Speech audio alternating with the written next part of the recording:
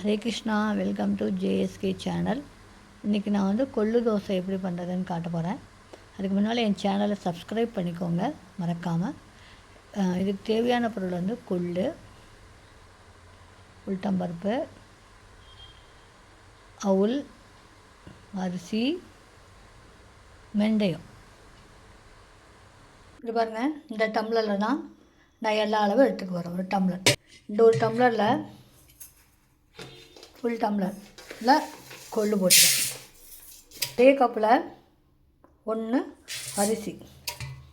இதில் வந்து இன்னொரு அரை கப்பு, அதாவது 1 கப்பு கொள்ளு, 1.5 கப்பு அரிசி போட்டிருக்கேன்.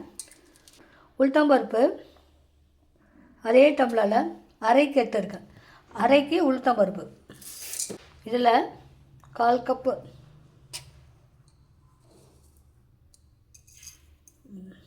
அங்கே 1/4 கப்பு அவுல் போட்டிருக்கேன்.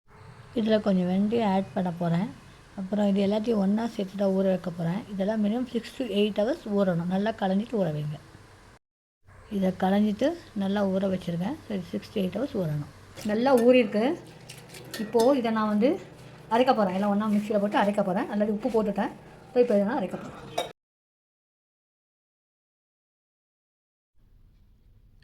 மாவு நல்லா அரைஞ்சிருக்கு மிக்சியில்.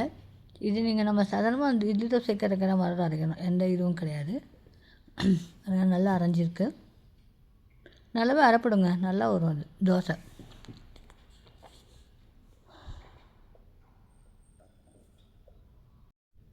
மாவு நல்லா பதமாக அரைஞ்சிருக்கு பாருங்கள், நல்லா வந்திருக்கு மாவு. இட்லி தோசைக்கு பிறகும் அதே மாதிரி தான். ஸோ இதை வந்து திருப்பி அதே மாதிரி 8 மணி நேரம் நான் வந்து புளிக்க வைக்கணும். அது மாவு எவ்வளோ நல்லா வந்திருக்கு பாருங்கள், பொங்கி. ஸோ இதை நான் நல்லா கிளறி விட்டுக்கிறேன், நான் கிளக்கி விட்டுக்கிறேன். இது வந்து இட்லி தோசை, பட்டு, குழிப்பு நேரம் எது வேணால் செய்யலாம். நீங்கள் இந்த மாவு எடுத்து நான் ஒரு பாத்திரத்தில் ஒரு டப்பாவில் போட்டுவிடுவேன். டப்பா டப்பாவில் போட்டு மூடி வச்சுருவேன். பாருங்கள் எப்படி இருக்குது பாருங்கள். இப்போ இந்த மாவை எடுத்து நான் ஒரு சின்ன பாத்திரத்தில் போட்டுக்கிறேன். நான் தோசை பண்ண போகிறேன் இல்லையா, ஸோ அது கொஞ்சம் மாவில் கொஞ்சம் தண்ணி சேர்க்கணும். ஸோ அதனால் ஒரு சின்ன பாத்திரத்தில் வச்சுக்கிறேன். இப்போ பாருங்கள், தண்ணி சேர்த்துருக்கேன். ஸோ அதை வந்து தோசை பதத்துக்கு வந்து வரணும் இல்லையா, தோசை பண்ணுறதுக்கு நம்ம. ஸோ அதனால் கொஞ்சமாக தண்ணி விட்டுருக்கேன். இந்த மாவில் நீங்கள் எல்லாமே பண்ணலாம். தவா ரெடியாக இருக்குது. ஸோ அதில் தோசை நான் பண்ணுறேன் பாருங்கள். கொஞ்சம் லேசாக எண்ணெய் தடவிட்டு எவ்வளோ அழகாக வருது பார்த்தீங்களா தோசை. நல்லா வரும் தோசை. இதில் நீங்கள் செஞ்சு கொடுத்தீங்கன்னா யாருமே இதை கொள்ளு தோசைன்னு சொல்ல மாட்டாங்க. விரும்பி சாப்பிடுவாங்க எல்லாருமே பாருங்க.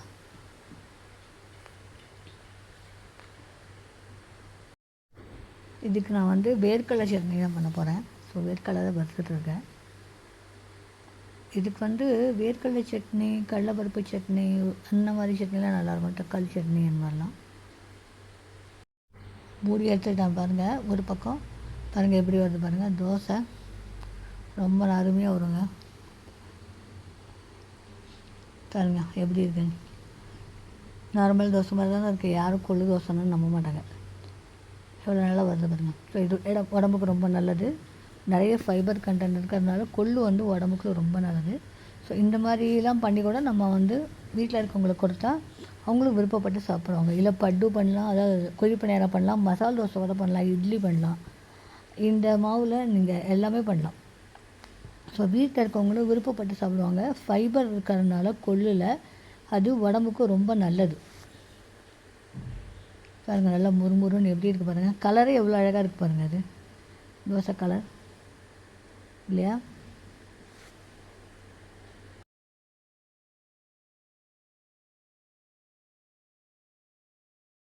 என்னுடைய ரெசிபிஸ் எல்லாமே நான் நோ ஆனியன் நோ கார்லிக் தான் போடுவேன்.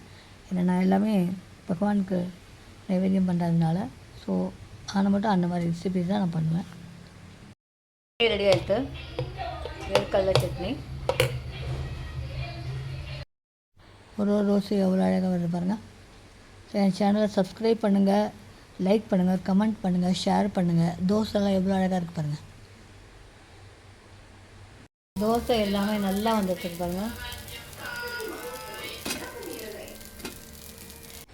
பாருங்கள் ஹெல்தியான கொள்ளு தோசை ரெடி. அதுக்கு தொட்டுக்க வேர்க்கடலை சட்னி ரெடி ஆகிடுது. நீங்கள் எல்லோரும் இதே மாதிரி பண்ணி பார்த்துட்டு எப்படி இருக்குன்னு எனக்கு கமெண்ட் போடுங்க. அது பக்கத்தில் இருக்க ஒயிட் சட்னியை பார்த்து நீங்கள் கேட்காதீங்க. அது நேற்று பண்ண கடலைப்பருப்பு சட்னி அது இதுக்கு நிறைய போட்டுவிட்டுங்க. ஸோ இது வந்து இஸ்கான் பிரசாதம் எனக்கு கேசரி கிடச்சிது. அதனால் நீங்களும் இந்த கொள்ளு தோசையை ட்ரை பண்ணிவிட்டு எனக்கு கமெண்ட் போடுங்க. என்னோடய சேனலை சப்ஸ்கிரைப் பண்ணுங்கள், மறக்காமல் கமெண்ட் பண்ணுங்கள், ஷேர் பண்ணுங்கள்.